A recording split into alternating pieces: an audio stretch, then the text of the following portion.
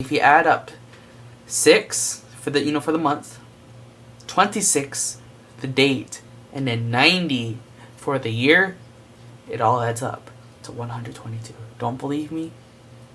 It's true.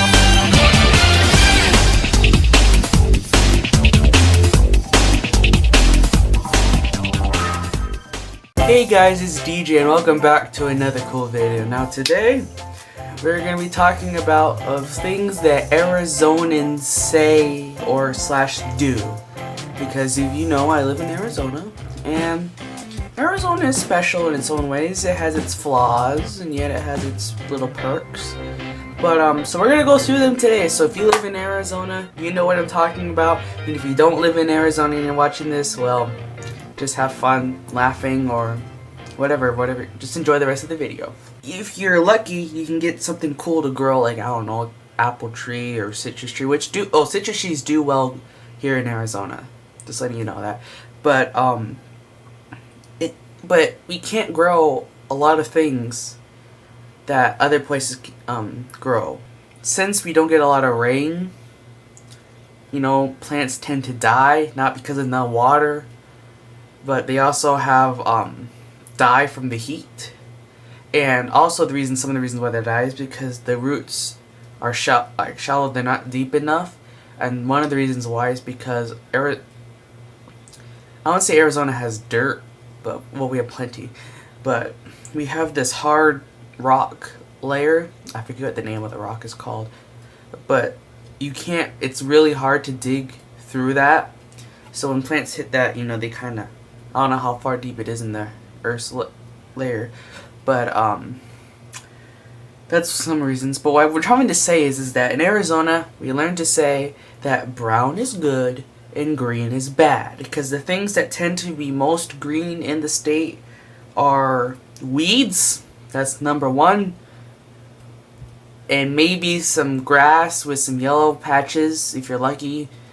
And trees that thrive in the Arizona desert, like the mesquite trees, the pine trees up in northern Arizona, and Palo Verde trees, which is Arizona's state tree. Going north on I-17, Interstate I-17, going north or south, that there is traffic, especially during holidays. That this is a big one. Every time there's traffic, it literally grinds to a halt. You could be sitting there for a long time, especially when there's a crash, when there's a 2-lane. Like, especially past Anthem, which is north of Phoenix, slightly north, that traffic stops because there's nowhere to go. It's only a 2-lane north highway and a 2-lane south highway, and there's nowhere to go, so you're stuck, and sometimes you're sitting there for 5, 10, 15, 20, half an hour, an hour or more. Fortunately, in Arizona, of course, we have the heat, of course, but it's dry heat. That's what we refer it as, unlike the South and the Midwest and the East Coast where it gets really humid because it's already 85, 90 degrees with 25, 30, 45 or more percent humidity. Construction. Oh man, where do I begin? ADOT, Arizona Department of Transportation, always has construction, especially on I-10, any part of I-10, I-17, the 101, the Loop 101, the list can go on. And then when they do construction, it goes forever. If you don't live in the southwest region, like what I'm talking about, like Nevada, mostly the Vegas area there, California, Arizona, Texas, and maybe New Mexico, you're not going to know what I'm talking about, and trust me, you're going to miss out on what I'm going to talk about. Fortunately, it's a California chain, and they spread out slowly, but it's only in that southwest region. We have a restaurant chain, fast food chain called In-N-Out Burger. Oh my gosh, their burgers are amazing. They have their menu is very simple, but then they have a secret menu. But you have to know the secret menu for the stuff that you want. Like you can get there's a thing called animal style, It's and then you get and for your onions on there, you can have them sautéed or grilled. You get extra crispy fries. You can have a 4x4, which is literally like two, like it's like a Big Mac without the bun, whatever. The other bun, but it's just really really good. And if you don't have In-N-Out where you live, I'm sorry, you're just missing out. It's really good. And when we're fortunate to have In-N-Out. Okay, so we're gonna keep mentioning the heat a lot because it's Arizona, but for heat, Arizona kind of has a different standard for definitions of heat, like how hot it is, because we tend to be more hotter than other states in the country. But see, the 90s are warm, okay, and then the 100s, yeah, they're warmer than the 90s, of course. Then we start getting into the 110s, which maybe for some people, maybe that start to getting hot. For me, it's not. Then you hit the 115, which is really starting to get hot. Like, that's like, okay, we know that's going to be hot. Then sometimes it hits 118 or above. The heat mostly focuses on Phoenix, not the whole state in general, because I'm going to talk about that here too. Like I said, the 90s are nice, the 100s are not okay, and then the 110s, okay, yeah, okay. Enough about the heat for a little bit now. Oh, but it can also be the opposite for coolness. It's the opposite, is that 80s, like I said, they're warm, but it still feels nice. 70s, oh my gosh. Though that's perfect weather. 70s, oh man, I don't mind the 70-degree weather. 60s is chilly, slightly chilly. And then the 50s, that's like 20 degrees for Phoenix people. We're all bundled up in our jackets and our sweats. Not the big bulky kinds, but just, wearing jackets, wearing our jeans, wearing long sleeve shirts then. And then sometimes during this winter months, Arizona will sometimes dip, they'll get into the maybe 40s, but if it gets into the 30s, like high 30s, which it rarely does during winter, that is extremely cold, because that's when you have to cover your plants so they don't get frostbite and die.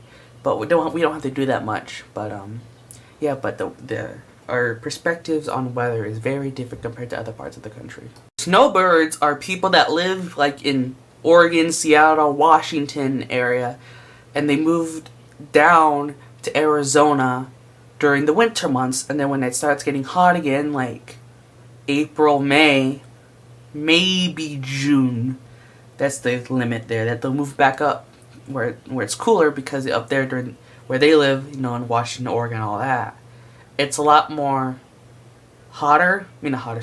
cooler, colder, like really cold. It's to move down here. It's not just Washington, Oregon. We got people from Midwest, especially Michigan and stuff. But we call them snowbirds for that reason. And this is a great thing about Arizona. We have no daylight savings time. Trust me, that is amazing. Unfortunately, Arizona has been cursed with horrible sports teams. Like, for example, no major league team, like pro league sports, have won a championship for the state, except the Arizona Diamondbacks, which is our baseball team, which I proudly support right here. They haven't won the first and only time they've won a championship was the 2001 World Series against the New York Yankees. That's the only time they've won the championship, and that's the only pro team in the state that has won a championship. Our basketball team, the Phoenix Suns, have never won a championship. They've been in the playoffs, but they've never won a championship. Hockey team, the Arizona Coyotes, they haven't been in the playoffs since I think 2012. And the Arizona Cardinals haven't been in the playoffs since like 2015. And they've never won a championship as Arizona, and as an Arizona team. Now the only team that's not pro, but they have won championships for the state, is the Arizona Rattlers. They are an indoor football league team, the IFL, and they have been in there since 2017, but they have been around since the 1990s, early 1990s. They used to be part of the Arena Football League, or the AFL, until 2016 when they transitioned into the IFL. And they won that was the last time they won a championship, was in 2017, the first year in the IFL. They upsetted the defending 6-time IFL champions, the Sioux Falls Storm. And they've been to the playoffs many times, but they're not a pro team. And you also got the Phoenix Mercury, which is a WNBA team, which the last time they won a championship was 2014. So, yes, we are cursed with the bad sports team, and I just will say that the D-backs, last time they were in the playoffs was 2017, just letting everyone know. It's great to be an Arizona sports fan. Now, this next thing isn't really a big deal. Like, we see it all the time during the monsoon, but for people that just moved to Arizona and never seen one before, or people that don't live in Arizona and they see these, they freak the heck out. I'm talking about the dust storms, aka haboobs, HABOOBS, haboobs, dust storms. No, it's nothing major. It's just blowing dust. But every time a dust storm comes through, which is part of the monsoons, it gets coverage all night long, and it's just basically a wall of dust. Basically, that's just blowing through. That's nothing blowing dust. So it's nothing major. But I've seen, as a native-born Arizonan, I've seen hundreds, thousands of dust storms, and it's no big deal. If you like golf, the state of Arizona is for you. There are thousands of golf places across Arizona, and I'm not a big golf person, but they take a large amount of land and convert, and it's used for golf. And so we have a lot of golf people here. People that golf. So if you like golfing, like I said, move to Arizona. We got plenty of golf courses that you can choose from. Monsoon, or monsoon season. They're great. I like them. That's when you get the dust storms. You get the rain. That's pretty much the only time. That's the only time that we get rain, pretty much throughout the year, which is that 3-month period from like June to maybe mid-September is monsoon season. And like I said, we get dust storms, rainstorms, thunderstorms, lightning storms, pretty much all that, and they can all be with mixture. It could be all in one, basically, sometimes, or it can just be one. But trust me, when it rains, it rains. Like a few years ago, roads were flooded, schools had to cancel school because teachers couldn't get to school. Some parts of the interstates were flooded because the pumps were just overloaded with so much amount of water. Are you an Arizonan, a true Arizonan, if you haven't been to the Grand Canyon? I know a lot of people haven't, but you should visit the Grand Canyon. It's pretty cool. You know, it's a big, long chunk of area. Really, like, it's huge, and carved, you know, thousands of years ago through weathering, and of course with the Colorado River going through there. But it's cool to visit. There's different parts of the canyon. You got the North Rim, the South Rim, the East Rim, the West Rim, basically, and they're all different, and it's really cool to go to. But if you've been there a couple times, or at least once, you know, you've seen it, basically. But it's fun to go to. The Grand Canyon is one of the 7 wonders of the world. So it's really cool, and if you haven't been there, I highly encourage that you go there, because it's really cool. This is basically like a stereotype, because everyone thinks, if you're not from Arizona, that Arizona is just a big desert that gets no rain and there's no trees, no nothing. Now, to some of that, it might be true, but Arizona is different in the northern, central, and southern part. Okay, the northern part is where all the pine trees are, the mountains. Well, we have mountains here in the central and southern too, but It's really nice. That's where they get the snow. Okay, Arizona does get snow, if you didn't know that already. Central Arizona, which is where Phoenix and the majority of the metropolitan cities are, that, we get the East Valley cities, which have some mountains there. You got Camelback, Piestewa, all of that. That you do get some snow. It's not like a lot of snow like in the northern parts get, but it's just slightly amount. And there are trees too, and of course, the central part is desert. And then you have southern Arizona, which is mostly desert. They do have mountains. They have Mount Lemmon in Tucson. But, yeah. So, just letting you know that Arizona is different. It's not all the same, despite what people think. Each part of the 3 parts of Arizona do have their own universities. We'll start with Southern. Southern Arizona does have U of A, University of Arizona, with the Wildcats. And then in Central Arizona, in Tempe, you do have Arizona State University, or ASU, home of the Sun Devils. And you also have Grand Canyon University, home of the Lopes in Phoenix. And in Northern Arizona, you have in Northern Arizona University, or NAU. And of course, too, there's other colleges that are in Arizona, but they're not like major, like I said, with ASU, U of A, NAU, and GCU, if I haven't said any of those already. So basically, we have 4 major universities that are everyone knows, or at least knows somewhat about them.